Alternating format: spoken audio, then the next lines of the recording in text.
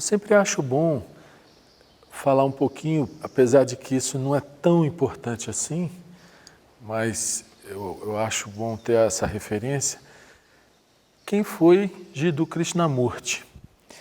Porque não existe nenhuma intenção em cultuar a pessoa dele. Ele próprio, na última palestra que ele deu em vida, no dia 4 de janeiro de 1986, ele falou: eu abomino o culto à personalidade. E um mês depois ele já tinha falecido, né? É interessante que nessa palestra ele disse no final: essa é a última palestra. E vamos ficar em silêncio um pouco juntos e tal, e foi realmente a última palestra dele. Quando eu falo um pouco sobre quem foi ele, não é no sentido de enaltecer a pessoa dele, porque às vezes as pessoas querem ter uma ideia, pelo menos. Tem gente que nunca ouviu falar. Outro dia uma pessoa me perguntou: o que é Krishnamurti? Quer dizer, ela não sabia nem que era uma pessoa. Um pouquinho, bem brevemente, da história dele. Ele era um indiano, nasceu em 1895. Naquela época, existia na sociedade teosófica um entendimento de alguns líderes de que estava na hora de nascer um novo Messias, um novo Cristo, um novo instrutor espiritual da humanidade, segundo os estudos que eles fazem. A cada 2000 anos, aproximadamente, haveria a vinda de um novo avatar e tal. O Leadbeater, que era um clarividente, um sujeito que fez muitas pesquisas clarividentes, até autor daquele livro Chakras, que é um livro muito conhecido, ele vinha procurando o garoto que seria o novo veículo do que eles chamavam o Bodhisattva, que é o instrutor espiritual da humanidade. Ele até tinha encontrado um garoto americano que ele achava que era, fez pesquisas clarividentes sobre as vidas passadas desse garoto e tal. Mas um dia ele estava lá na sede internacional da Sociedade Teosófica, que fica na Índia, na cidade de Chennai. É um local assim muito grande, é que nem uma fazenda, assim, que nem aqui, só que hoje a cidade já cresceu toda em volta, né? E fica nas margens do rio Adyar, no ponto em que ele encontra o mar. Então é um lugar que no passado talvez fosse bem mais bonito, porque não tinha aquele tanto de prédios próximos como tem hoje, mas o Leadbeater estava nessa praia vendo uns garotos indianos brincarem, e aí ele viu um garoto que ele afirmou que era a aura mais pura que ele tinha visto em qualquer ser humano numa visão clarividente. E o garoto estava ali brincando na praia e tal, e ele era filho de um indiano viúvo, né? Tinha uma família grande, muitos filhos, e a mãe tinha falecido. Então eles resolveram, o Leadbeater e a Anibesa na época era a presidente mundial da Sociedade Teosófica, resolveram adotar esse garoto e preparar ele para essa missão especial que seria um novo ensinamento espiritual para a humanidade. Muito bem, eles criaram uma organização que foi crescendo. Ela chegou a ter 40 mil membros espalhados pelo mundo. Uma organização que reunia as pessoas que acreditavam na nova manifestação do Cristo, do Bodhisattva, do Messias, o Avatar. Que na tradição oriental é muito comum essa coisa do Avatar, né?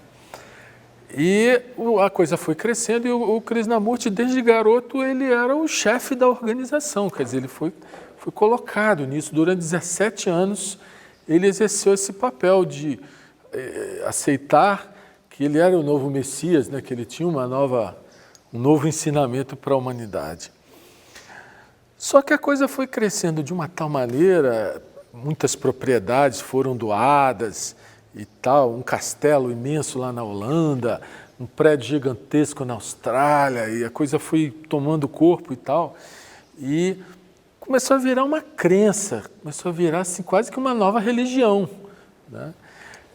Então, em 1928, depois de um longo amadurecimento, né, o Krishnamurti tinha 30 e poucos anos, ele, na reunião da Holanda, lá no acampamento de homem, com mais de 2.000 pessoas, ele comunicou a decisão dele de dissolver a organização e de devolver as propriedades, porque ele não queria criar novas igrejas, ele não queria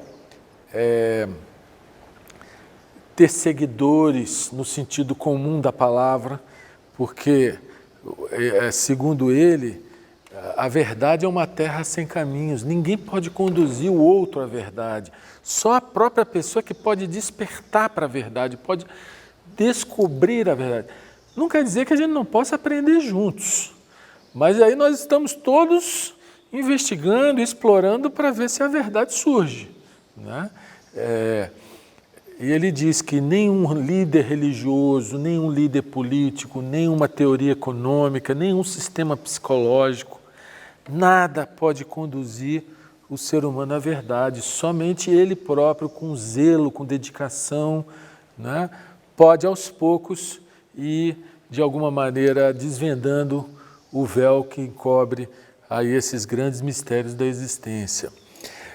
Então, depois que ele dissolveu a organização, ele continuou viajando pelo mundo inteiro, dando palestras, sempre sobre temas que tinham a ver com o viver diário, com a nossa consciência, né, com os nossos relacionamentos.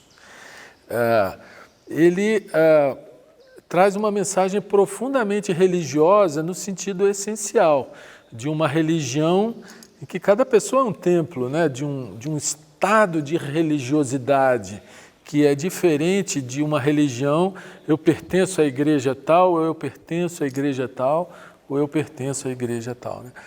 E nesse episódio dele dissolver a organização e devolver as propriedades, para mim foi a maior prova de incorruptibilidade que ele passou.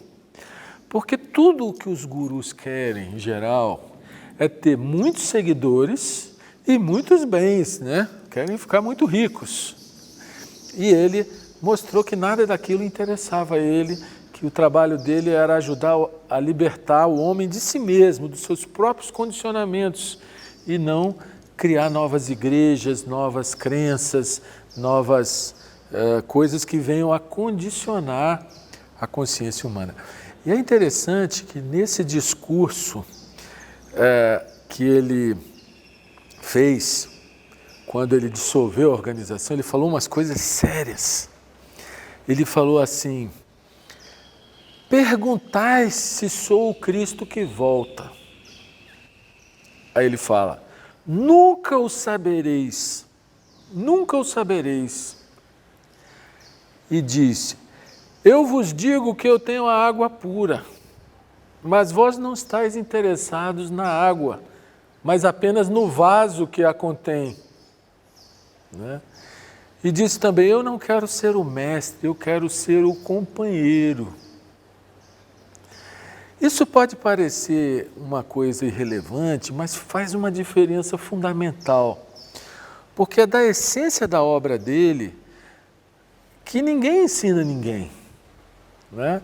E mais, que toda autoridade, não estamos falando da autoridade no sentido comum, a autoridade do policial que fecha o trânsito, abre o trânsito, mas toda autoridade no sentido da consciência, da autoridade espiritual, ele vê como perniciosa, né? Então, se você acha que uma coisa é verdade, não é porque fulano falou, porque Beltrano falou. Ah, fulano é uma pessoa muito importante, então isso é verdade. Cicrano não vale nada, então isso aqui é bobagem, né? Quer dizer, ele combate duramente essa coisa da autoridade. Então, como é que ia ser ele próprio uma autoridade, né? Vai dizer: eu sou o Cristo, vocês têm que me ouvir, não sei o quê, não sei o quê. Enfim, mas ainda de acordo com a literatura oriental e teosófica, não é que ele fosse o Cristo.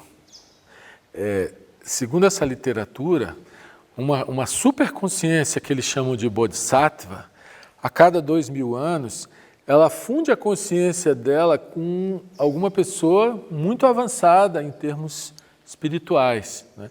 Então ele era um homem comum, assim, era um homem muito refinado, muito entre aspas, purificado, né? Não vou usar essa palavra, porque é uma palavra meio difícil de interpretar.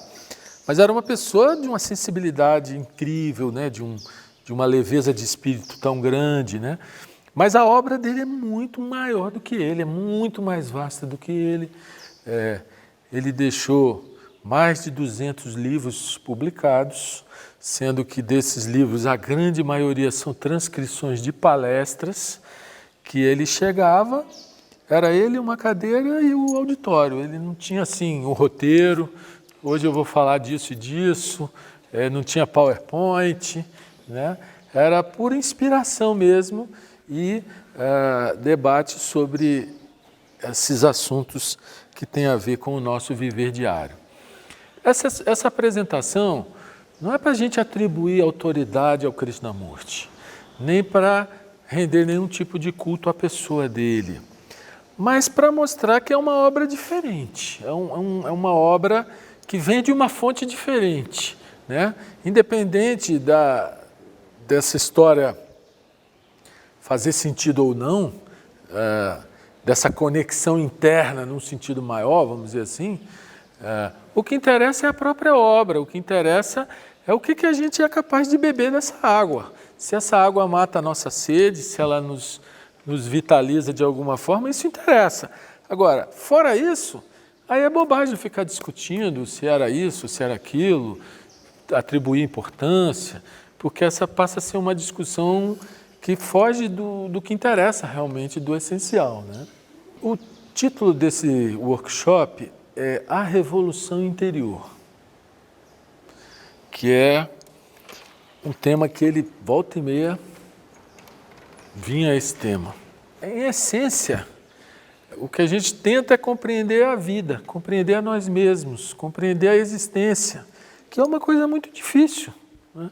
Todos nós somos colocados no mundo de alguma maneira sem entender o sentido dessa existência, o que nós estamos fazendo aqui nessa passagem pelo planeta, porque é apenas uma passagem. Não tenhamos dúvida de que daqui a 100 anos nenhum de nós provavelmente vai estar aqui para contar a história. E há 100 anos atrás também nenhum de nós estava aqui. E essa passagem é inexorável. Então, a gente passa meio que às cegas. A gente vive buscando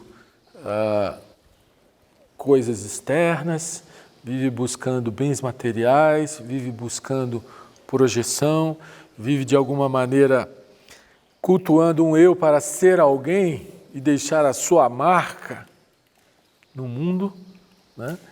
Mas talvez o essencial nos escape. A gente fica nas superficialidades e fuja do essencial. E o objetivo num workshop desse é tentar perseguir a essência da vida, né? Tentar perseguir o sentido maior da existência, não para encontrar uma frase, uma conclusão e dizer o sentido é esse, porque aí também não adianta a gente se contentar com palavras. Uma coisa que o Krishnamurti sempre insistiu é que a palavra não é a coisa. A palavra é uma tentativa de descrever a coisa.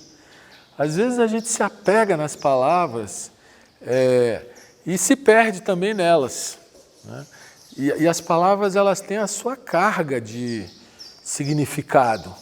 Qualquer palavra, você fala a palavra amor, por exemplo, cada pessoa vai ter uma carga de significado sobre essa palavra. Falar a palavra Deus, cada pessoa tem uma carga de significados. Às vezes você quer transmitir uma coisa e a pessoa, usando aquela palavra de acordo com os seus próprios condicionamentos, ela vai receber outra completamente diferente, né?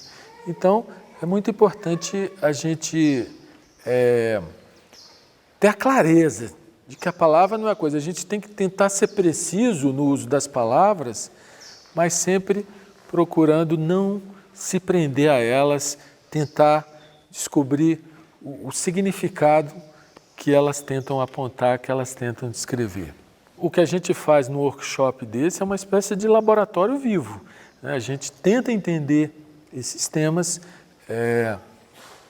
e, portanto, tudo que eu falar não é necessariamente Krishnamurti, é o que eu entendo dos temas que ele trata, né? Ou como eu estou entendendo agora, porque o que eu entendo é uma coisa viva, não é... O entendo passado é o que eu entendi ontem, mas o que interessa não é o que eu entendi ontem, o que interessa é o que a gente é capaz de entender hoje. E esses temas todos, eles permitem um mergulho no agora, porque esse primeiro tópico, liberte-se do passado, tem a ver com a nossa estrutura mental condicionada.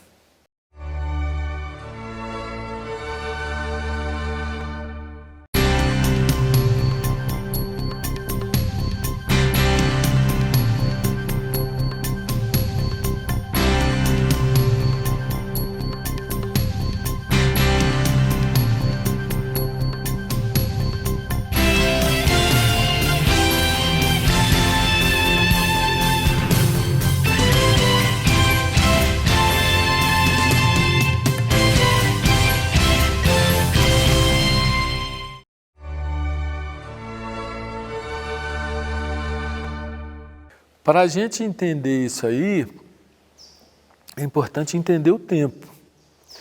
E quando a gente está falando do tempo, nós não estamos falando do tempo do relógio, porque esse tempo aí é um fato da natureza.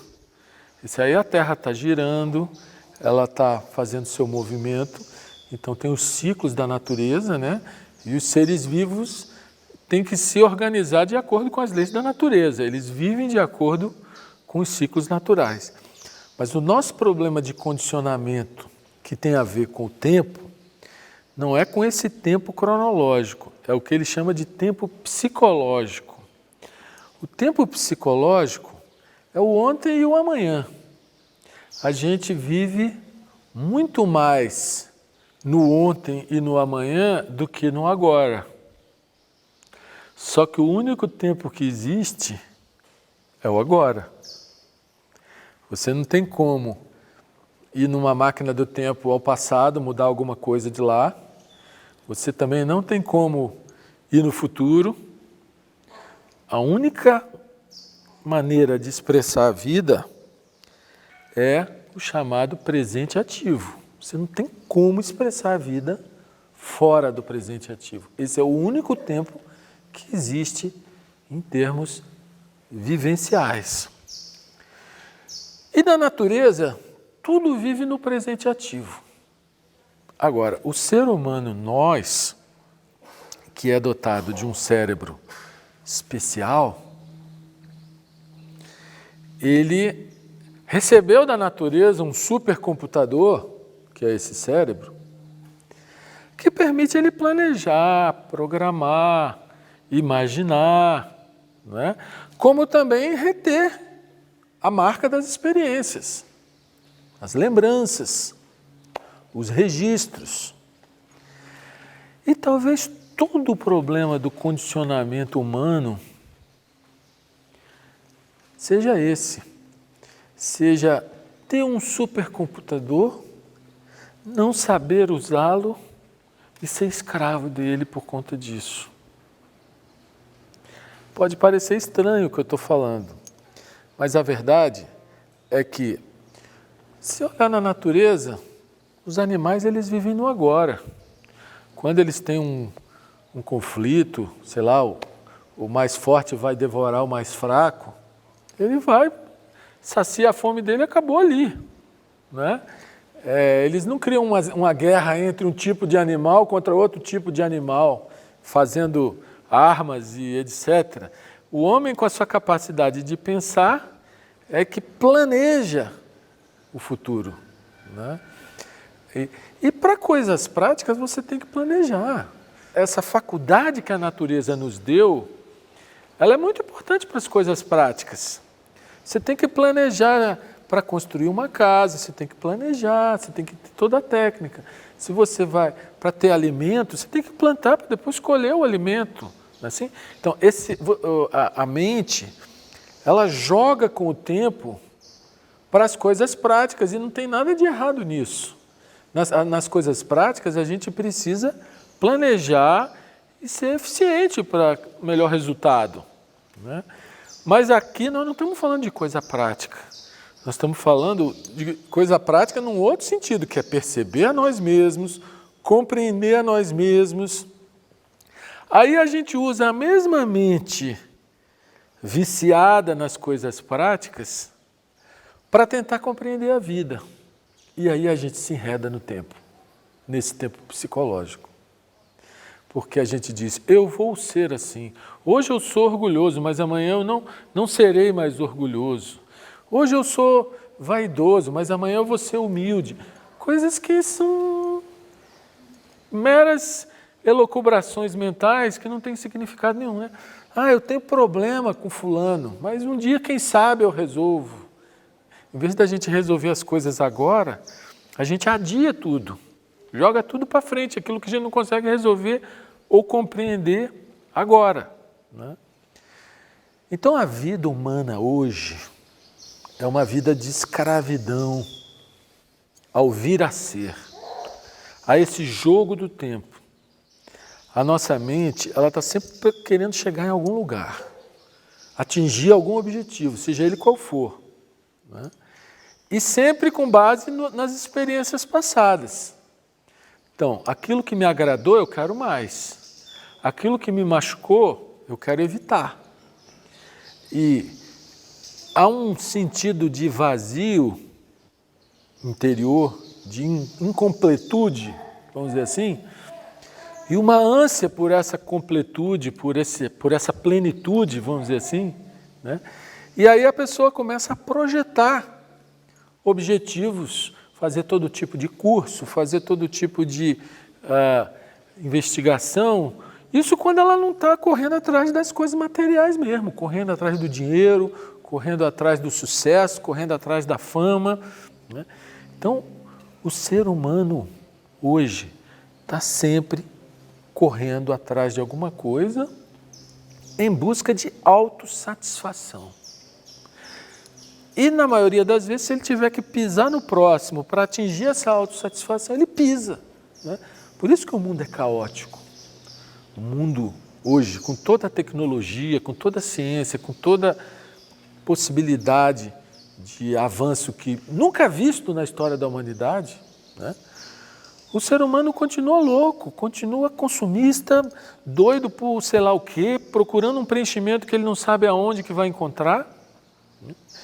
E sempre nessa coisa de buscar uma realização no futuro, em vez de olhar para o agora e viver o agora de uma maneira diferente. Então essa coisa do liberte-se do passado,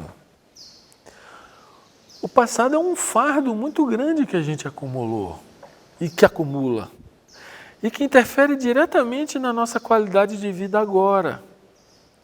Porque a gente vive de acordo com o nosso passado. A gente vive de acordo com as nossas experiências. Ao longo desse passado, a gente criou um sentido de identidade pessoal, que a gente chama de eu, né? Então, eu sou advogado, eu sou bancário, eu sou médico, eu sou isso, eu sou aquilo. Eu não sou nada disso. Isso são coisas, funções, coisas que foram adquiridas, acumuladas, mas que algum dia vamos largar, nem que seja na hora de morrer. Não é assim?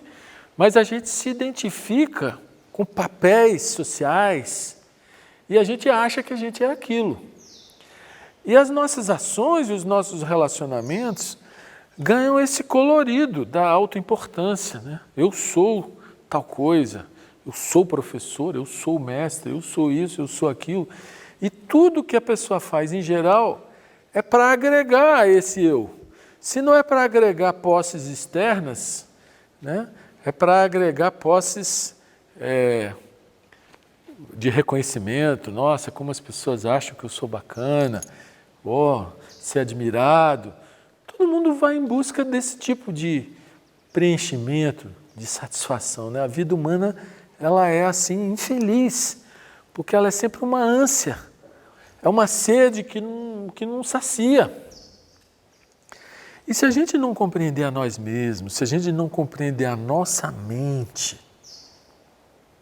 como que ela funciona, nós nunca vamos nos libertar dessa escravidão dos condicionamentos. Isso não é coisa que você vai conseguir, às vezes, num estalar de dedos. Mas se pelo menos agora, nessa reflexão que nós estamos fazendo juntos, nós fomos capazes de ver um pouquinho desse mecanismo de funcionamento da nossa própria mente, isso já é um passo extremamente significativo. Agora, nossa mente ela é muito sutil, muito cheia de meandros, muito capciosa, muito cheia de recantos não percebidos, né? Desejos ocultos, aspirações sufocadas, ambições reprimidas, medo. Enfim, tem tanta coisa acontecendo no nosso panorama psicológico que nós não percebemos, mas é esse contexto que dita a nossa vida, né? Conforme o que a gente pensa, é o tipo de vida que a gente leva. Eu sempre digo, se o sujeito só pensa em futebol, ele está sempre lá no futebol. Se ele só pensa em bebida, ele está sempre no bar. A gente tem uma carga de pensamentos que a gente carrega sempre, uns mais exaltados, outros mais deprimidos, uns oscilantes, mas sempre nessa busca de felicidade. Todo ser humano tem lá no fundo de si mesmo essa busca pela felicidade. Só que ao invés da gente simplificar as coisas e ver que a felicidade pode ser um subproduto de rasgar toda essa teia de condicionamentos que a gente vem construindo ao longo de toda a vida, né? E ela pode vir espontaneamente, sempre no presente ativo, é muito diferente de buscar uma felicidade no futuro, porque essa aí nunca vai ser completa.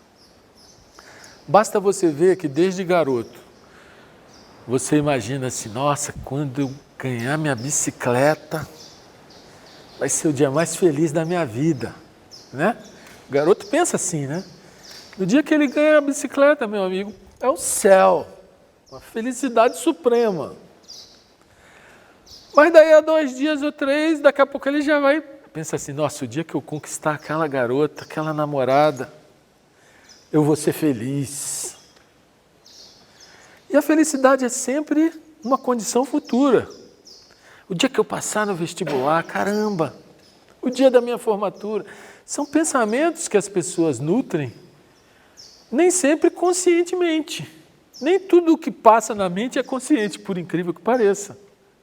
A gente pensa que a mente é consciente, ela deveria ser, mas não é. A gente pensa muita coisa que gera, às vezes, inveja, gera medo, gera trauma, recalque, sofrimento, dor.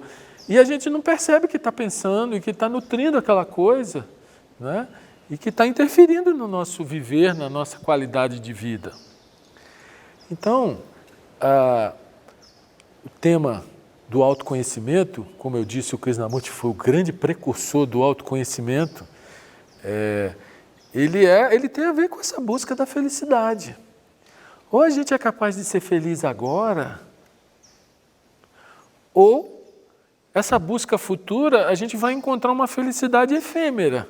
Porque se realizar aquele objetivo, vai ter uma felicidade efêmera. Se não realizar, vai ter a frustração, que é uma outra energia estranha também, emocional, mental, que trava a gente, que de alguma maneira nos joga para baixo, né? Então, a busca da felicidade é uma coisa que tem que ser compreendida. Todo mundo tem essa sede, todo mundo quer ser feliz. A gente só não sabe como. E se a gente começar a simplificar e começar a trabalhar no sentido de conhecer a nós mesmos, conhecer como nós somos e não como nós gostaríamos de ser.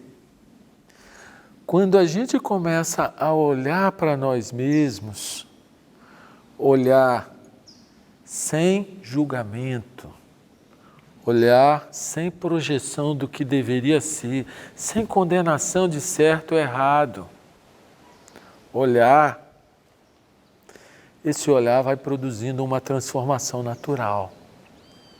Porque aquilo que não era visto, que não era percebido, aquilo que era inconsciente, quando a gente observa, aquilo é exposto à luz da consciência.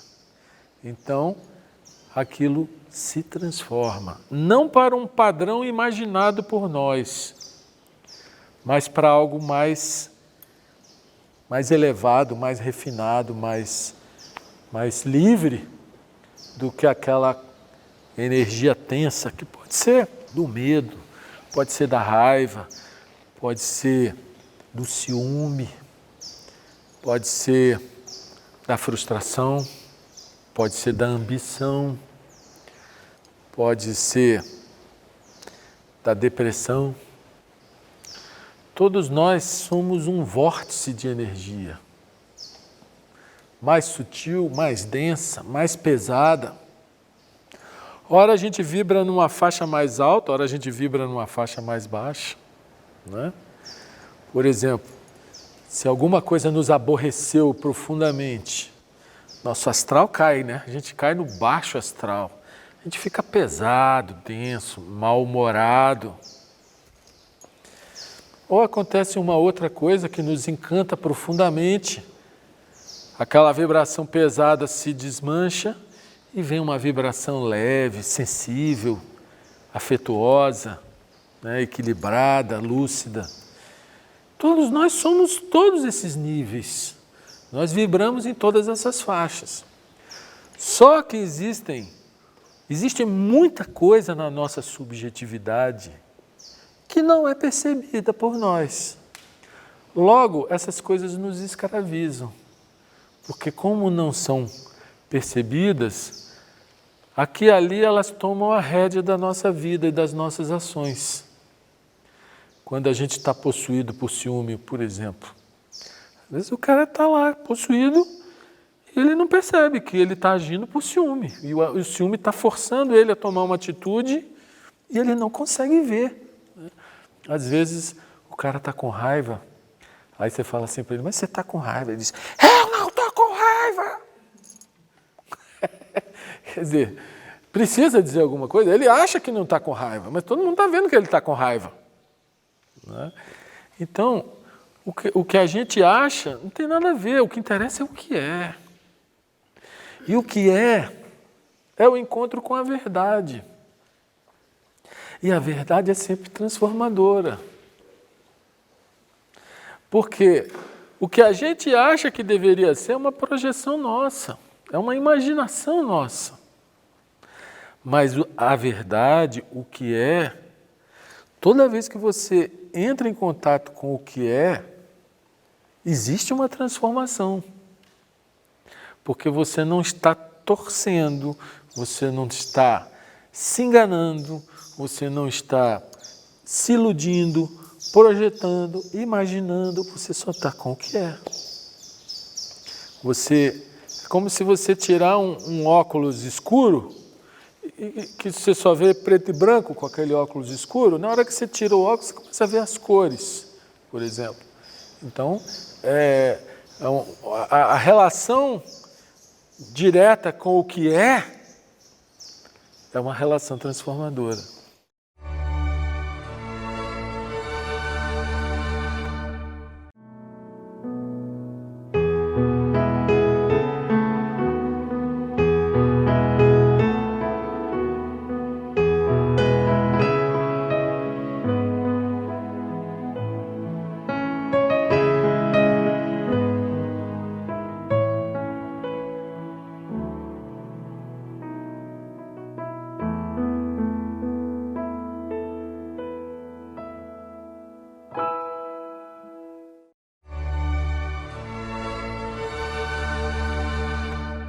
Por isso que o autoconhecimento é um trabalho que nunca tem fim.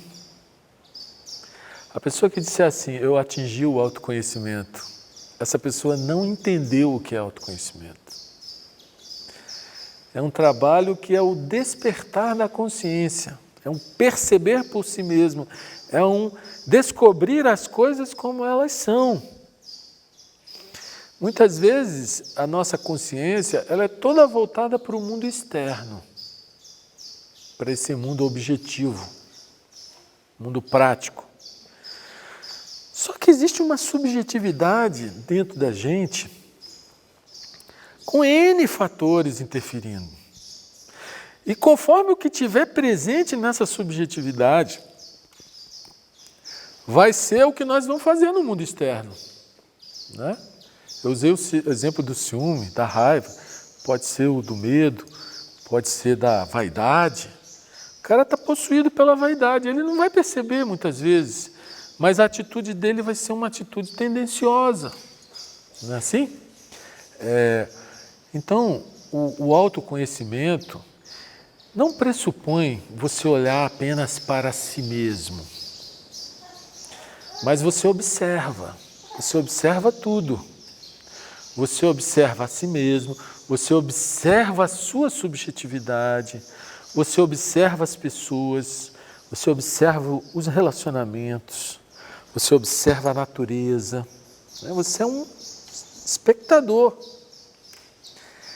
E quanto mais você for capaz de observar com isenção, sem nenhum tipo de distorção, nenhum tipo de projeção do que é certo, do que é errado, do que deveria ser,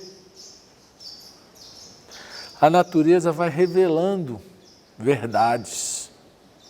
A sabedoria começa a jorrar na vida da pessoa, né? Porque ela vive apenas com o que é. O que ela pode transformar no sentido material, ela vai lá e transforma, muda. O que ela não pode, porque não está ao alcance dela, ela também não vai fazer daquilo um problema. Então, dentro do trabalho do autoconhecimento, o libertar-se do passado tem um significado quase que absoluto, porque a vida é agora. O passado nos impede de vivermos o agora como ele está sendo, como ele está se manifestando. Porque a gente vive o agora através do filtro do passado.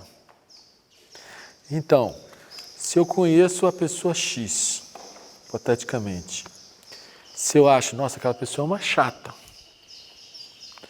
Aí a pessoa aparece, eu já vou para o outro lado.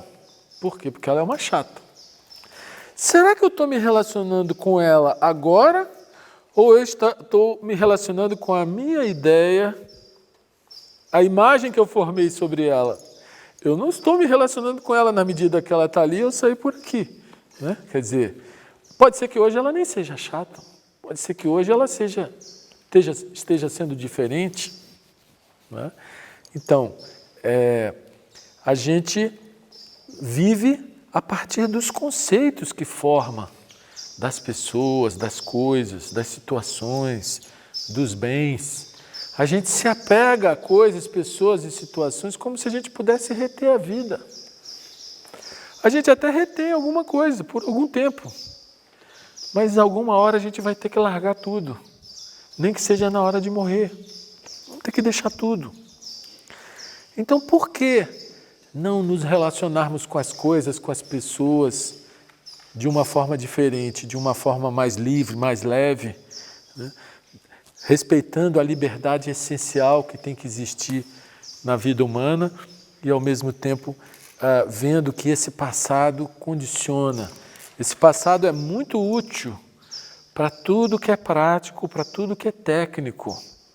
Então, se você precisa de coisas técnicas, você tem um conhecimento acumulado que precisa ser considerado. Você não vai inventar a roda, não é assim? E nisso existem as autoridades. Quem é o grande engenheiro, quem é o grande especialista no assunto tal, quem é isso, quem é aquilo. São pessoas que acumularam informações, né, e que têm um grande conhecimento técnico. Mas nós não estamos falando disso, nós estamos falando de viver.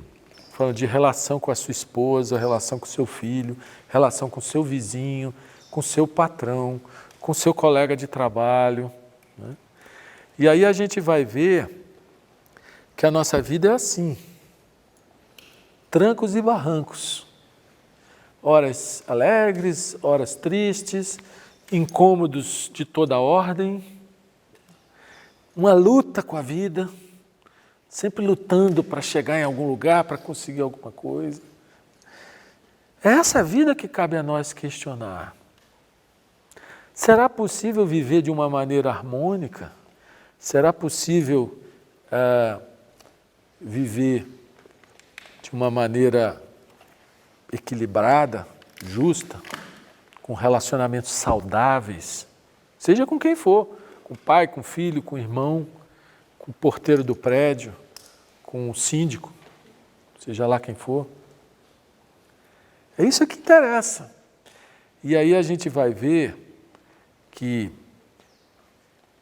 o passado nos condiciona.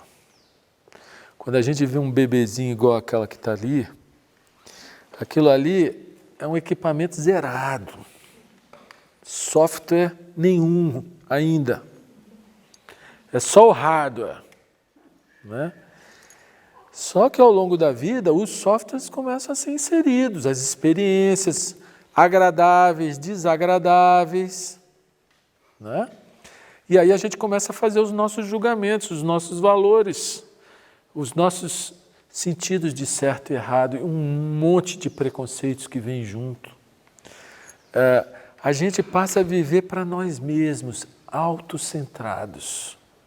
A palavra autocentrado, às vezes ela é usada num sentido positivo, né? O sujeito é autocentrado, é um cara equilibrado e tal.